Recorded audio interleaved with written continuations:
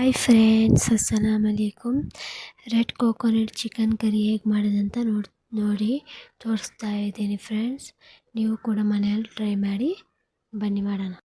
ಈಗ ಚಿಕನಿಗೆ ಮಸಾಲ ರೆಡಿ ಮಾಡ್ಕೊಳ್ಳೋಣ. ಡ್ರೈ ಮಸಾಲ, ಸ್ವಲ್ಪ ಕಾಳು ಮೆಣಸು, ಒಂದು ಅರ್ಧ ಟೇಬಲ್ ಸ್ಪೂನ್ ಜೀರಿಗೆ, 1 ಟೇಬಲ್ ಸ್ಪೂನ್ ಬಡಿ ಸೋಂಪು, 1-2 ಟೇಬಲ್ ಸ್ಪೂನ್ ಧನಿಯಾ,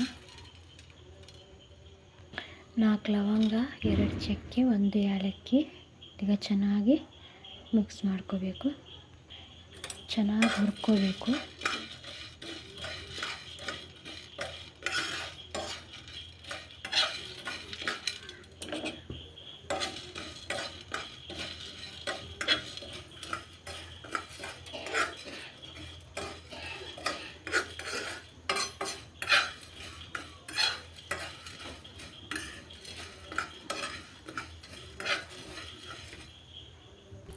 ನೋಡಿ ಫ್ರೆಂಡ್ಸ್, ಇದೀಗ ಚೆನ್ನಾಗಿ ಹುರ್ಕೊಂಡಿದ್ದೀನಿ.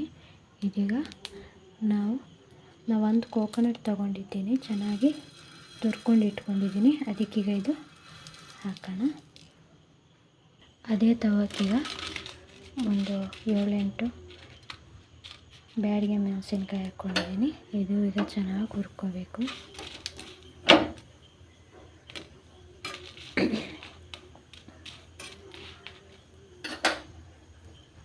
ಮೆಣಸು ಚೆನ್ನಾಗಿ ಹುರ್ಕೊಂಡಿದ್ದೀನಿ. ಇದೀಗ ಇದು ಕೋಕೋನಟ್ಟಿಗೆ ಹಾಕೋಣ.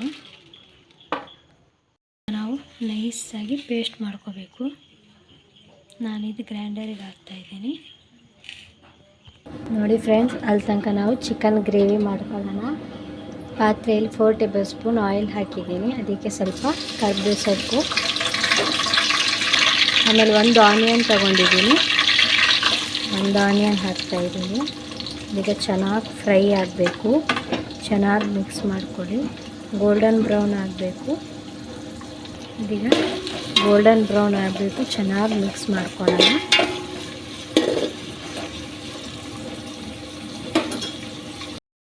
ಆನಿಯನ್ ಚೆನ್ನಾಗಿ ಫ್ರೈ ಆಗಿದೆ. 1 ಟೊಮೆಟೊ ತೊಗೊಂಡಿದ್ದೀನಿ. ಇದು ಈಗ ಚೆನ್ನಾಗಿ ಫ್ರೈ ಆಗಬೇಕು. ಇದೇ ಟೈಮಲ್ಲಿ ಅರಿಶಿನ ಮತ್ತು ಒಂದು ಅರ್ಧ ಟೇಬಲ್ ಸ್ಪೂನ್ ಸಾಲ್ಟ್ ಹಾಕ್ಬಿಡೋಣ. ಒಂದು ಅರ್ಧ ಟೇಬಲ್ ಸ್ಪೂನ್ ಅರಿಶಿನ,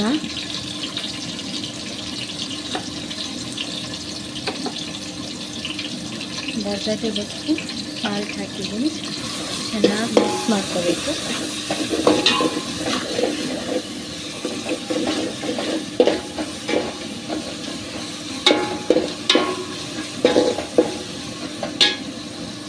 ನೋಡಿ ಫ್ರೆಂಡ್ಸ್, ಇದಕ್ಕೀಗ ಒಂದು ಸ್ವಲ್ಪ ಜಿಂಜರ್ ಗಾರ್ಲಿಕ್ ಪೇಸ್ಟ್ ಹಾಕ್ತಾಯಿದ್ದೀನಿ.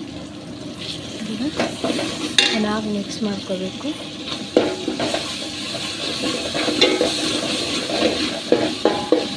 ಹಸಿ ವಾಸನೆ ಹೋಗ್ಬೇಕಲ್ವಾ.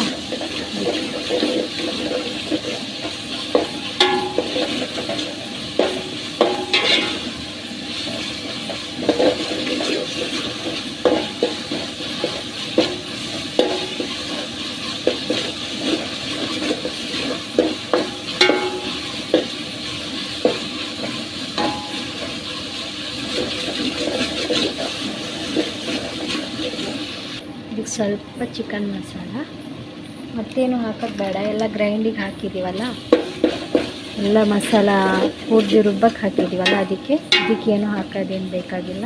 ಹಾಗೆ ಚಿಕನ್ ಮಸಾಲ ಹಾಕಿ ಚಿಕನ್ ಹಾಕಿಬಿಡೋಣ. ಚಿಕನ್ ಹಾಕೋಣ ಫ್ರೆಂಡ್ಸ್.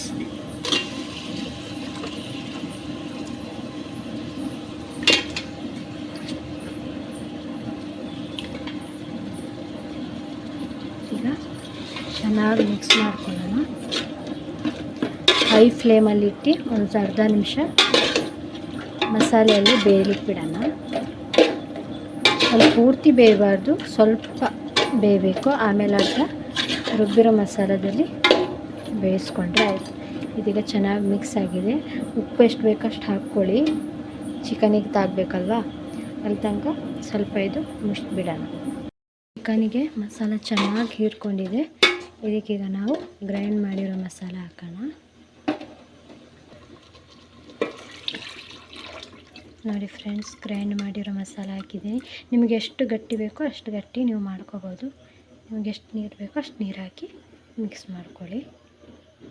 ಫ್ರೆಂಡ್ಸ್ ಎಷ್ಟು ನೀಡಬೇಕು ಅಷ್ಟು ನೀರು ಮಾಡ್ಕೊಂಡಿದ್ದೀನಿ. ಇದೀಗ ಚೆನ್ನಾಗಿ ಬೇಯಬೇಕು.